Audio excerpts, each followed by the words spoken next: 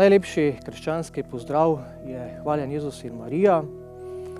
In ta pozdrav tudi duhovniki radi slišimo, ne?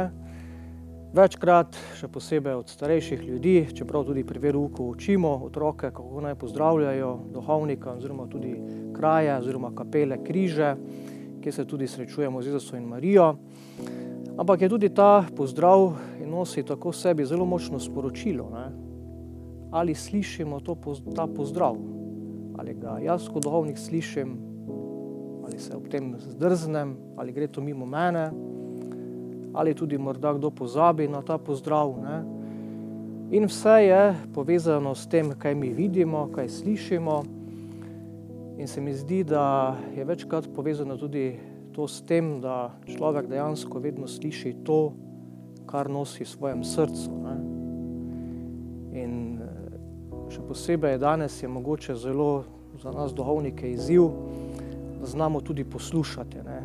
Danes, toliko se stvari govori, toliko vsega poslušamo in tudi imeti neki duhovno ozadje v sebi, duhovno moč, da tudi si toliko močen, da tudi slišiš. Jaz recimo za sebe vem, če ne bi nekako bil povezan z cerkvami, s tem duhovnostjo in tudi če ne bi recimo v ozadju tudi videl ali pa tudi slišal Jezusa pa Marija, kaj tudi znotraj mene govorita, vprašanje, če bi bil duhovnik, ne?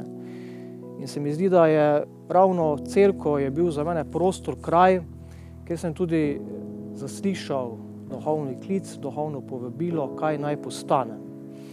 Zdaj danes, ko se malo na ta dogodek oziram nazaj, dejansko ugotavljam, da če se tudi nekako vedno osredotočim, umirim, poslušam, ne?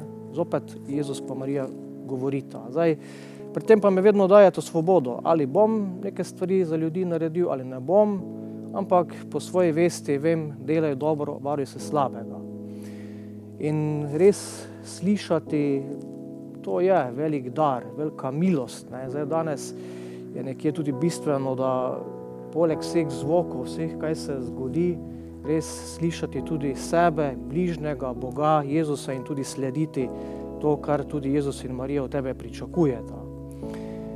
Se mi zdi tako bistveno tudi spoznanje, ne? Kje si trenutno, ne? Kaj te omejuje, kaj bi še recimo lahko naredil, pa recimo nisi, ne? In pa greš po tej poti naprej.